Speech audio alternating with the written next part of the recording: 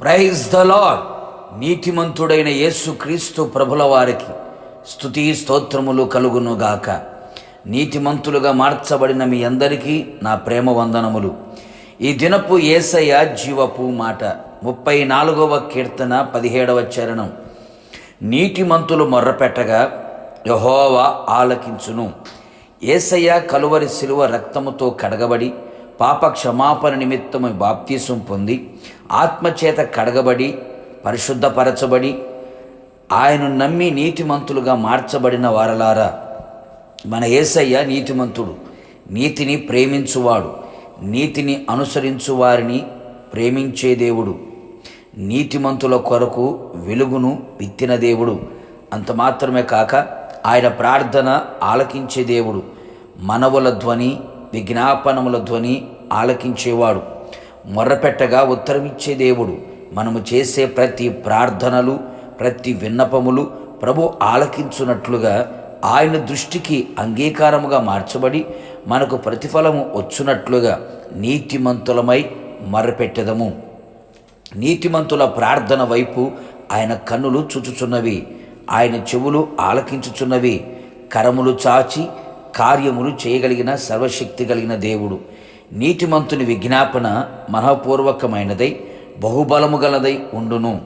మన పితరుడైన అబ్రహాము గారు దేవుని నమ్మి నీతిమంతునిగా మారెను.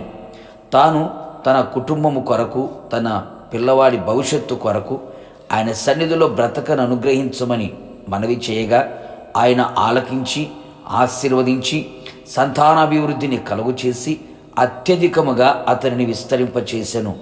లోతు కుటుంబము కొరకు ఇంకను దేవుని సన్నిధిలో బ్రతిమాలు కొనగా అగ్ని గంధకములతో కాల్చబడుటకు సిద్ధపడిన సొదొమ గొమొర పట్టణములో నుండి తన వారిని రక్షించుకొనెను.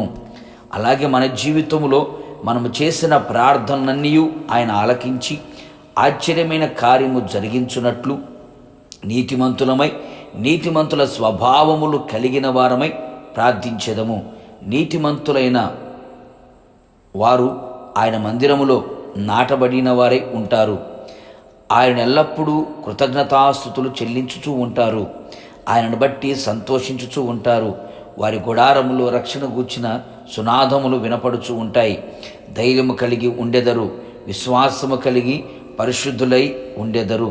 ఈ స్వభావములు మన ఆత్మీయ జీవితములో మనము కలిగి ఉండి ఆయన జ్ఞాపకములలో నిత్యము నిలిచి ఉండి అడిగిన వాటికంటే ఊహించు వాటికంటే అత్యధికముగా పొందుకొని ప్రభు రాకడ కొరకు సిద్ధపడెదము. ప్రార్థన. సర్వోన్నతుడా సర్వకృపానిదైన యేసయ్య, నీ పరిశుద్ధ పాదములకి కోట్లాది స్తోత్రములు చెల్లించుచున్నాం. మరొక దినములోకి మమ్మల్ని అందరినీ సజీవులుగా మీరు నడిపించారు, అందుని బట్టి స్తోత్రం. ఈ దినం మీరు మాకు అనుగ్రహించిన మీ జీవపు మాట కొరకు స్తోత్రం.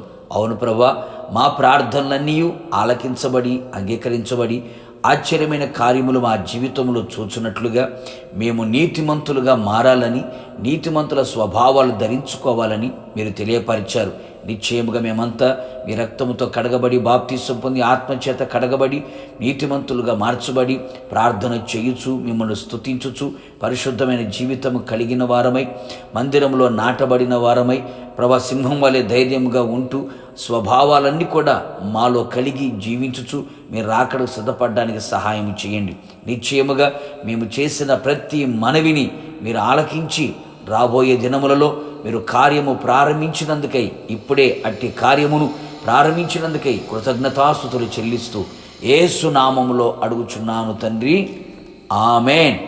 నిశ్చయముగా మీరును మీ కుటుంబ సభ్యులందరూ నీతిమంతులుగా మారి మొర్రపెట్టగా నా దేవుడు ఆలకించి ఆశ్చర్యమైన కార్యములు చేయునుగాక.